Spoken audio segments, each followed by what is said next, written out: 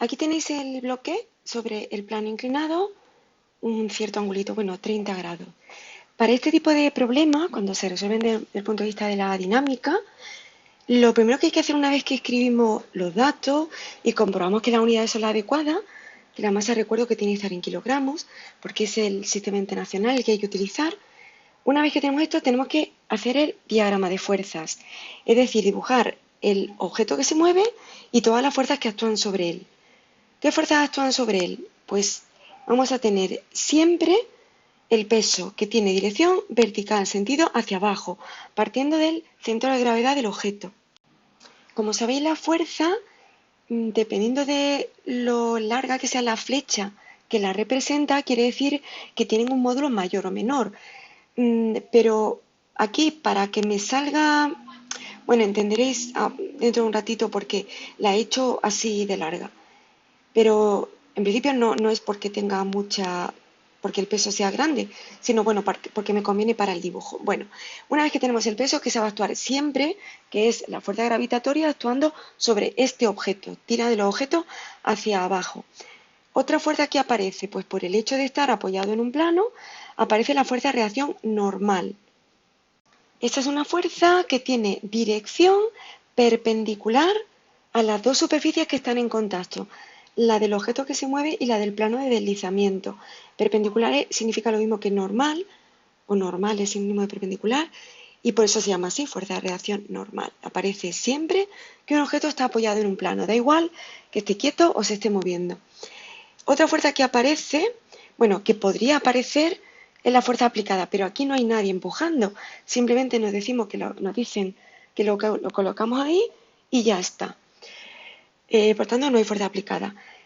Podría haber fuerza de rozamiento entre el objeto que se mueve y la superficie de deslizamiento, pero me dicen que en el apartado A desprecie esa fuerza de rozamiento, que es la que aparece cuando un objeto trata de deslizarse sobre otro, porque existen rugosidades en las dos superficies que están en contacto, que se oponen al deslizamiento de este objeto sobre el plano. Pero en el apartado A me dicen que no la tengo en cuenta. Así que esta sería, en principio, el diagrama de fuerza. Una vez que lo tenemos, el siguiente paso es dibujar los ejes X e Y, que son dos ejes perpendiculares.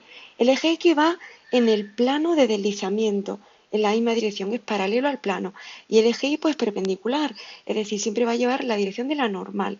Lo voy a dibujar en otro color. Ya están dibujados los dos ejes X e Y. Bien, para aplicar la segunda ley de Newton, tenemos que tener toda la fuerza que actúan sobre el bloque o bien en la dirección de este eje o bien en la dirección de este eje. Vemos que la normal, ok, está en el eje Y, pero el peso no. Entonces, antes de aplicar la segunda ley de Newton en X y en Y, tenemos que sustituir esta fuerza, que no está ni en X ni en Y, por otras dos fuerzas que sí estén en esta dirección. Y esas fuerzas sumadas me dan esta, o sea, van a ser equivalentes a trabajar con esta. ¿Cómo se obtiene esas dos fuerzas equivalentes a P? Bueno, pues desde el extremo de P, desde aquí, tengo que trazar una línea discontinua perpendicular al eje X. Ese punto en el que la corta, ese es el final de la componente de P en el eje. Esta sería P en dirección X. Y ahora trazamos una línea perpendicular a P. Bueno, no está muy perpendicular ahora que lo pienso. Bueno, perpendicular al eje Y. La otra está un poquitito fea, me parece. Vamos a ver si me sale mejor.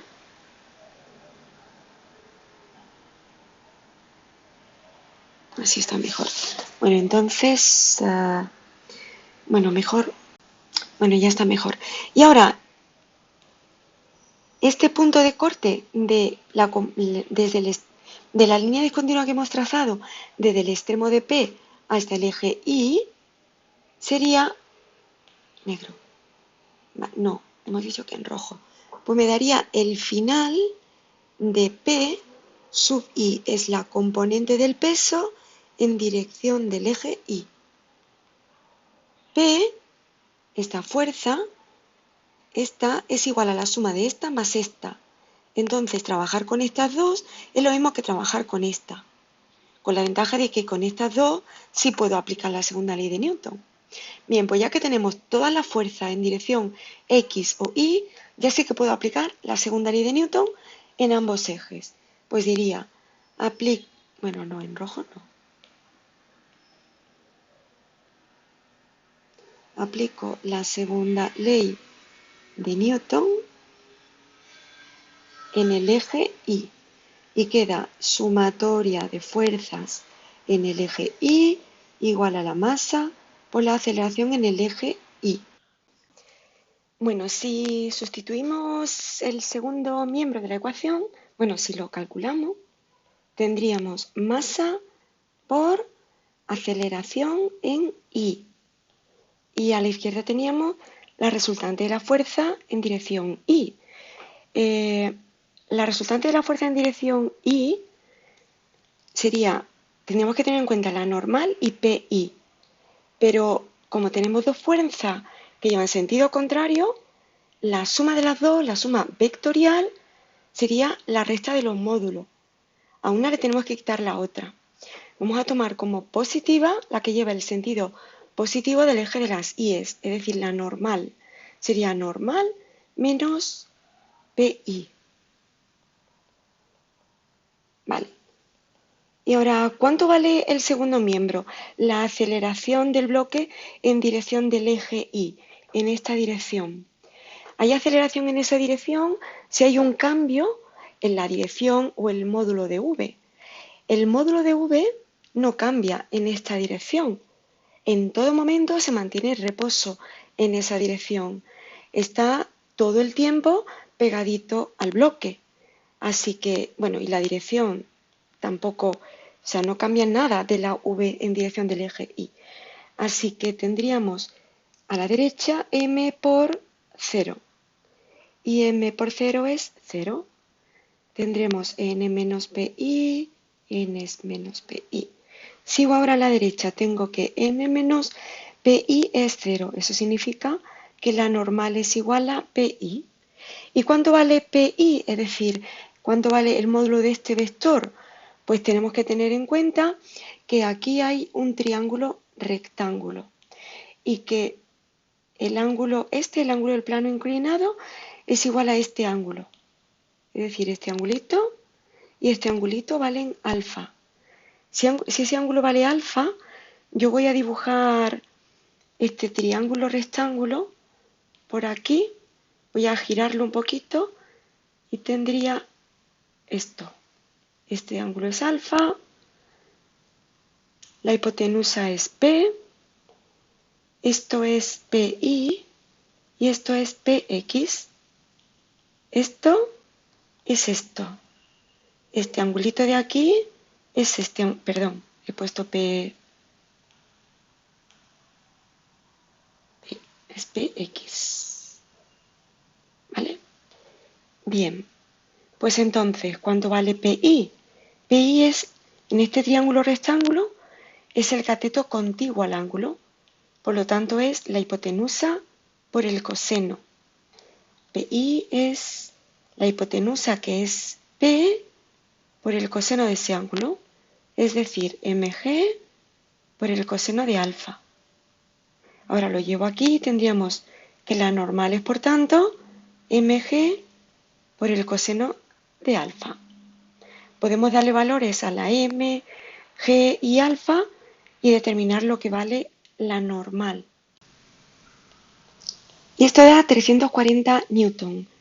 Ya sabemos que la normal vale 340 newton. Lo pongo por aquí. Vale. Y ahora vamos a aplicar la segunda ley de Newton en dirección del eje X. X. Bien, a la izquierda tenemos resultante de la fuerza en dirección del eje X. En dirección del eje X vemos que solamente tenemos una fuerza, que es P sub X. El sentido del movimiento es este, y como se toman como positiva las que llevan el sentido del movimiento, Px es positiva. Así que tendríamos Px igual m por ax. Y ahora, ¿cuánto vale Px? Pues por el razonamiento que hemos hecho antes, bueno, puedo dibujar de nuevo el triángulo rectángulo. Esto es PX, esto es P, esto es PI. PX es la hipotenusa por el seno del ángulo, porque PX es el cateto opuesto al ángulo, está enfrente del ángulo. Y vale pues mg por el seno de alfa, es decir, 40 kilogramos, 9,8 metros segundo cuadrado, seno de 30 grados. Eso es 196 newton. Bueno, vale, nos preguntaban la aceleración en dirección del eje X. Pues bueno, de aquí simplemente tendríamos la aceleración en el eje X es igual a Px entre m, porque la m ha pasado dividiendo al otro miembro. Px es 196 newton, la masa 40 kilogramos, y esto da 4,9 metros segundo cuadrado. Esa es la aceleración con la que el bloque cae en el primer caso, es decir, cuando se desprecia el rozamiento. Y nos preguntan con qué velocidad llega a tocar el suelo. Bueno, pues se trata de un MRUA, movimiento rectilíneo uniformemente acelerado.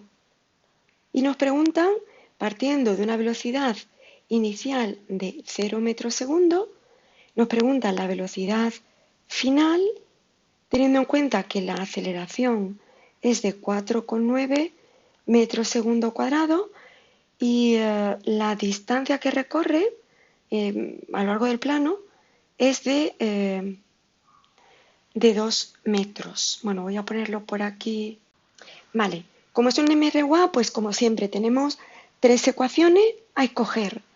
¿Cuál nos interesará? Pues una que contenga la incógnita, obviamente, y que el resto de las variables que aparezcan en la ecuación sean conocidas. Bien, pues la ecuación que cumple eso es velocidad final al cuadrado, o velocidad en cualquier instante al cuadrado, es la velocidad inicial al cuadrado, más 2 por a y por d. Y la incógnita es, pues, la v final. Como parte del reposo, la velocidad que tiene aquí es 0, este término, pues, es 0.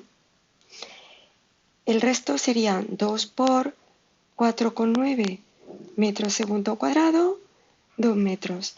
Esto da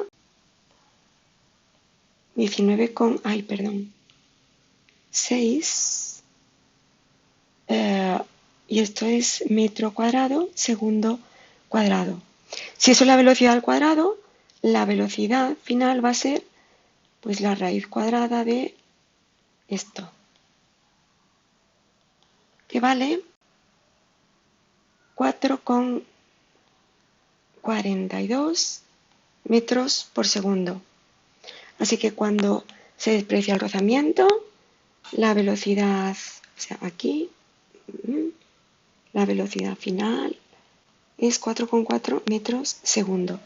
Vamos a ver ahora, cuando sí hay rozamiento, con qué velocidad llega al final del plano. Cuando nos dicen que consideramos que tengamos en cuenta el coeficiente de rozamiento, o sea, que hay fuerza de rozamiento, ¿en qué se modifica el diagrama de fuerza? Bueno, pues que hay otra fuerza más. Si el cuerpo tiende a deslizarse hacia abajo, este es el sentido del movimiento, la fuerza de rozamiento actuará en la zona de contacto entre bloque y suelo, pero oponiéndose a ese deslizamiento. Irá para arriba. Esta será la fuerza de rozamiento. Por lo tanto, ahora cuando apliquemos la segunda ley de Newton en la dirección del eje X, tenemos que tener en cuenta esta otra fuerza. Y eso es lo que vamos a hacer ahora. Aquí está planteada la segunda ley de Newton en el eje X.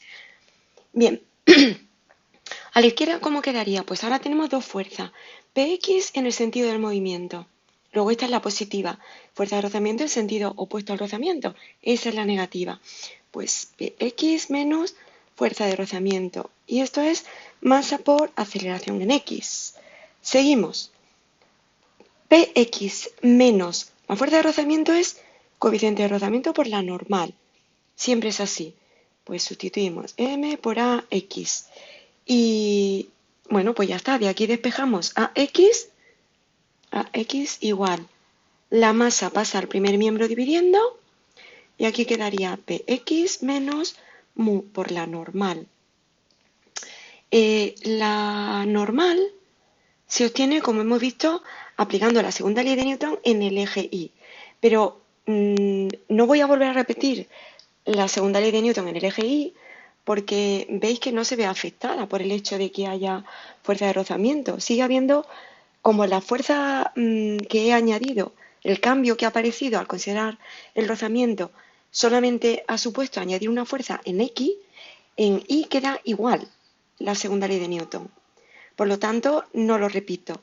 De aplicar la segunda ley de Newton en Y hemos deducido lo que vale la normal. Así que eso lo puedo utilizar ahora en el apartado B. ¿De acuerdo? Ok, vale. Bien, pues Px lo habíamos hallado, me parece. Voy a buscarlo. Bien, valía 196 newton. Ahora la coeficiente de rozamiento es 0,2 y la normal, aquí la tenemos, 340 newton. Vale, entre 40 kilogramitos. Y esto da la bonita cantidad de... El numerador era 128 newton.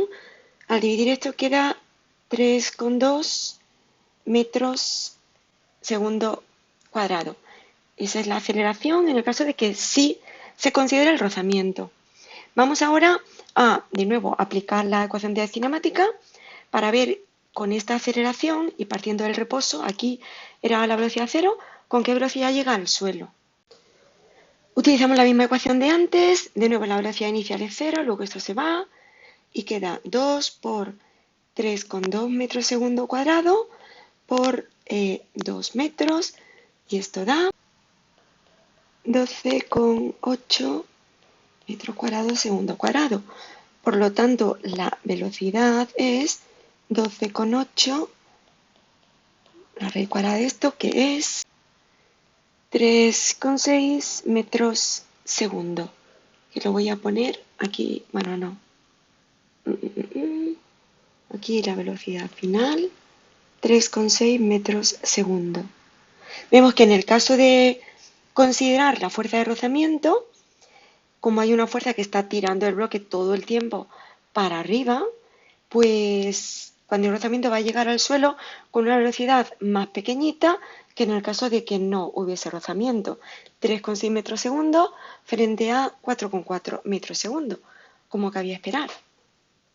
Espero que haya quedado claro el ejercicio. Adiós.